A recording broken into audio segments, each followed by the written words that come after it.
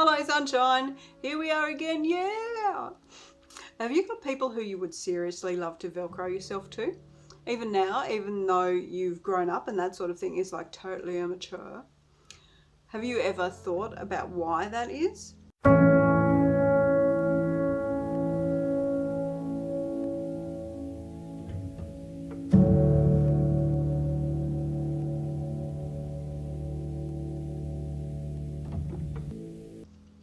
People whom you meet who are spiritually so attractive that you'd love to drop everything and move into their house, or find yourself talking their ears off about nothing in particular, just because somehow you lose all your wits and can't keep your mouth shut.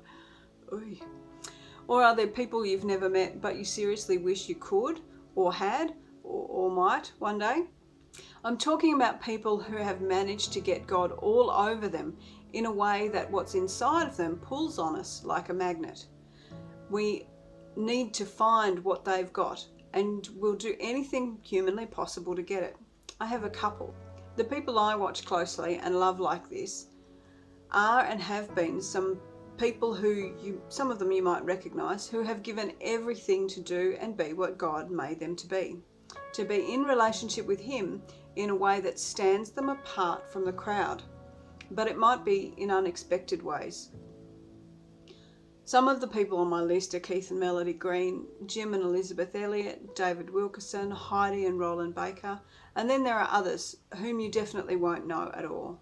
For example, there's a lady, Jay, whom I watch very carefully to see how the world is going.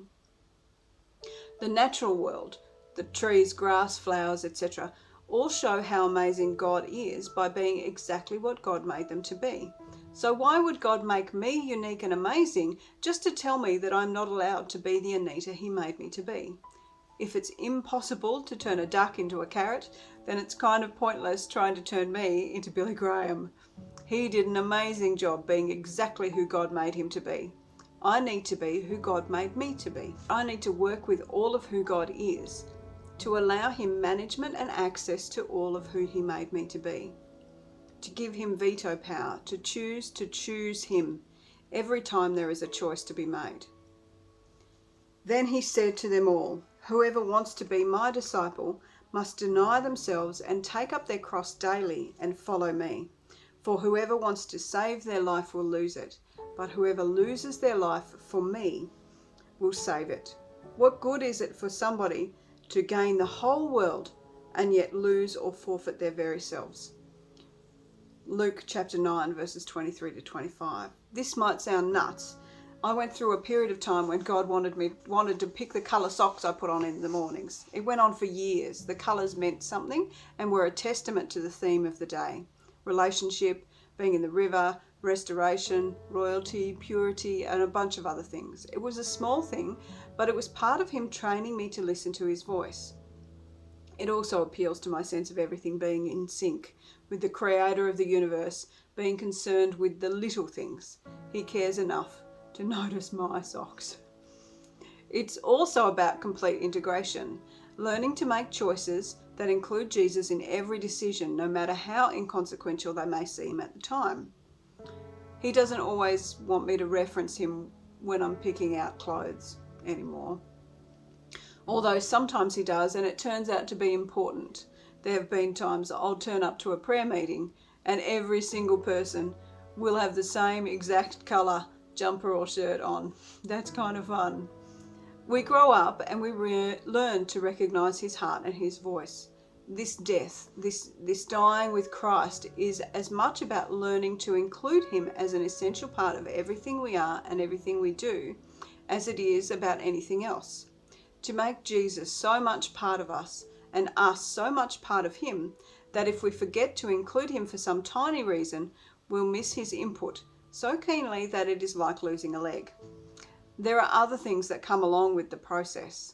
All of the self stuff, it does die. Selfish dies, self-interest dies, self-aggrandizement dies, self-promotion dies. They all die because there is no room for that kind of focus when you're focusing on the one whose death meant our life, and life in all its brilliance. I have come that they may have life and have it to the full, John 10:10. In him was life, and that life was the light of all mankind. John 1:4. It's their relationship with Jesus that I appreciate so much about those people I mentioned earlier. It comes out in the way they live their lives and in the way they are so completely still themselves in the process. God has not made little robots out of them. They do not look like each other in any way.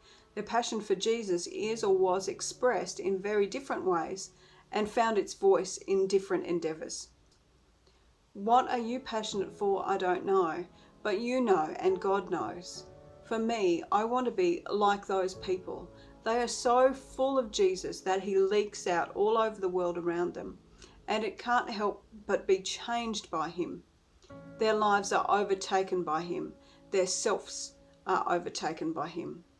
I want to have all that I am made to be and all that he has placed in my heart to do be exactly like that. The gifts and talents he has given me to be completely filled with him and his love, his presence, his purpose, and his power. How about you? To be dead, to be dying, to be that kind of alive. God bless you very much. I'll see you again soon.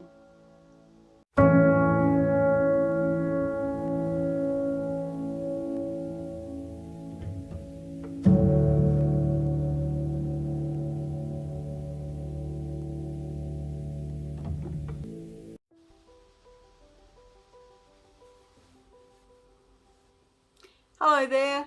If you're enjoying or appreciating these videos, leave me a comment and a share and subscribe.